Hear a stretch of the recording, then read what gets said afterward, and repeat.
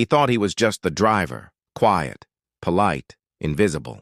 The kind of man you don't notice until the day everything falls apart. When a billion-dollar deal was moments away from collapsing overseas, the CEO's arrogance met reality. The clients were furious, the translators were failing, and then the man she'd ignored for years calmly stepped forward. What happened next silenced the entire boardroom and exposed a truth about respect, class, and judgment he would never forget.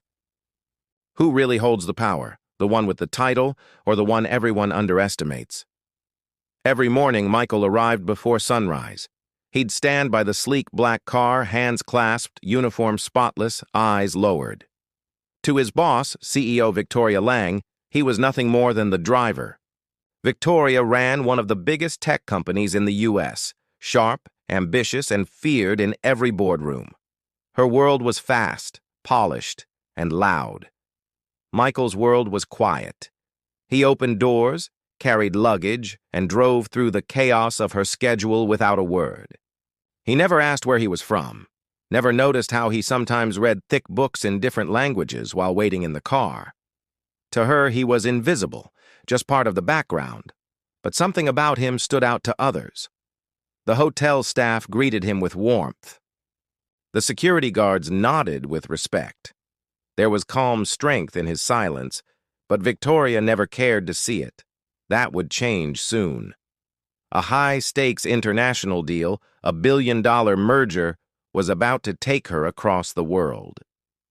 And in that deal room, one decision, one moment of arrogance, would reveal who Michael truly was, and how her own prejudice nearly cost everything.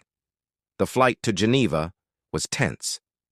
Victoria had spent weeks preparing for a billion-dollar merger with an old European conglomerate. Every minute mattered. Every detail was planned, except one thing. He didn't bring her translator, thinking the company's team would provide one. Michael, as usual, stood silently by the luggage.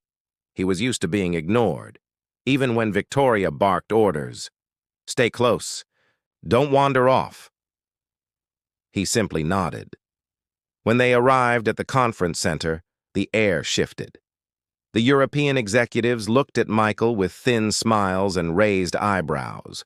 One of them muttered under his breath, "A chauffeur in the meeting?" Victoria's assistant quickly whispered. "Ma'am, maybe he should wait outside." Victoria agreed instantly. "Yes, he's just the driver." But as the meeting began, the polished atmosphere cracked. The European partners spoke rapidly in French, then German, then Italian, switching languages faster than Victoria could follow. The deal terms grew confusing, the tone increasingly aggressive. Without proper translation, her team misread their intentions. The merger numbers twisted, the atmosphere soured. He was losing control, fast. Then came the subtle insult. One executive leaned back and said in French, "Americans bring arrogance but no understanding." The others chuckled. Victoria didn't understand, but Michael, standing quietly by the wall, still holding her bag, did. His jaw tightened, but he said nothing. Moments later, chaos erupted. The deal was about to collapse.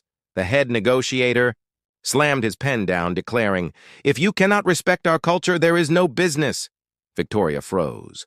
Millions, no, billions, were about to disappear because of miscommunication and pride. And then quietly, Michael stepped forward. In flawless French, he said, "Excuse me, gentlemen. I believe there's been a misunderstanding." The room fell silent.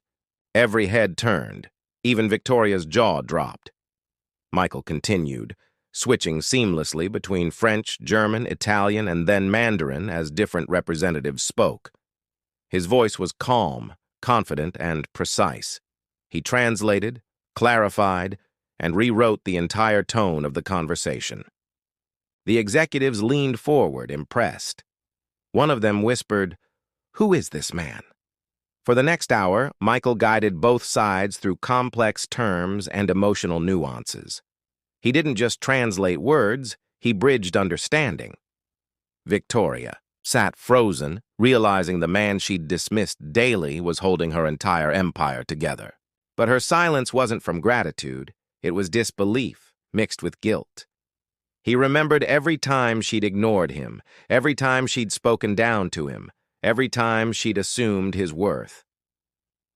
By the time the meeting ended, the executive stood up, shaking Michael's hand first. "Without you," one said, "this deal would have died in pride." Victoria smiled weakly, trying to claim credit.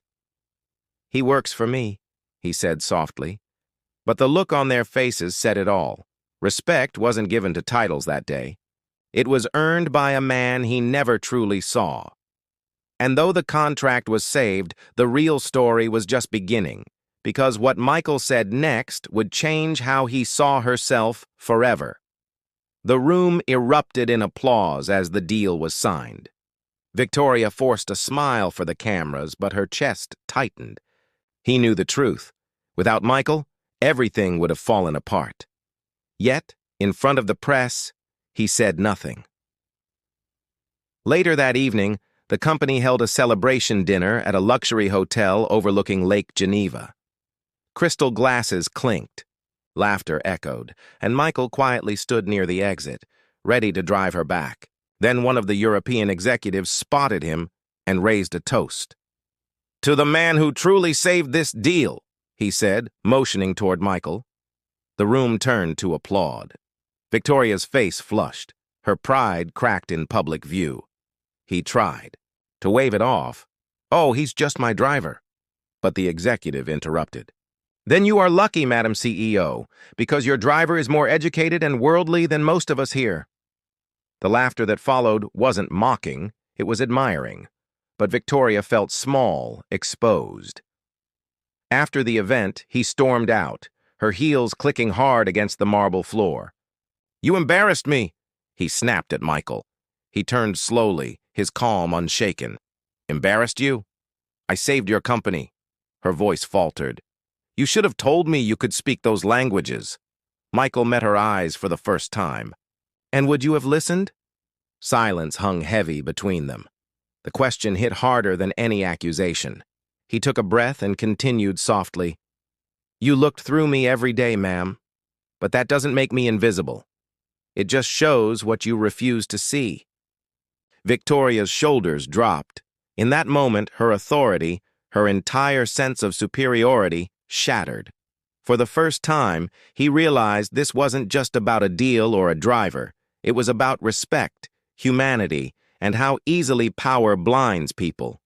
Michael turned toward the car. "Good night, Ms. Lang," he said quietly. "I'll have your flight ready in the morning." And as he walked away, Victoria stood frozen, staring at the man he had underestimated, realizing he might never see him the same way again. The next morning, the car ride to the airport was silent. Victoria watched Michael through the rearview mirror, but for the first time her gaze wasn't filled with superiority. It was respect. When they arrived at the terminal, he finally spoke. "Michael, thank you. I owe you more than I can say." He nodded gently. "You don't owe me anything, ma'am. Just remember to see people for who they are, not what they look like." Those words echoed long after he walked away. Weeks later, Victoria announced a new company initiative focused on global inclusion and diversity. During her speech, he paused, her voice trembling slightly as he said, "Greatness often hides in silence. Sometimes the people we overlook are the ones holding the world together."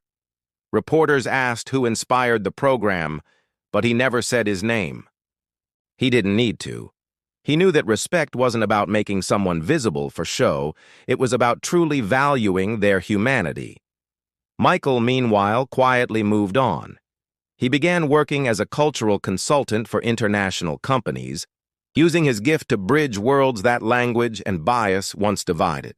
The story of that day in Geneva became corporate legend. But beneath the headlines and billion-dollar headlines, it was a simple truth that mattered most. Prejudice blinds us. Humility heals us. Because in a world obsessed with titles and appearances, The real power lies with those who listen, who understand, and who lead with quiet dignity. And maybe that's the lesson for all of us. Before judging someone's worth, ask yourself, what greatness might I be ignoring just because I refused to look closer?